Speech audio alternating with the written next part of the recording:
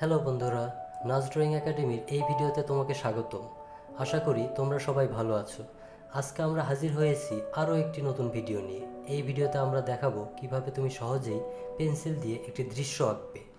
আমরা চেষ্টা করব তোমাদের সহজভাবে আঁকিয়ে দেখানোর, যাতে তুমি সহজেই আমাদের পদ্ধতিগুলো অনুসরণ করে এই ড্রয়িংটি শিখে ফেলতে পারো।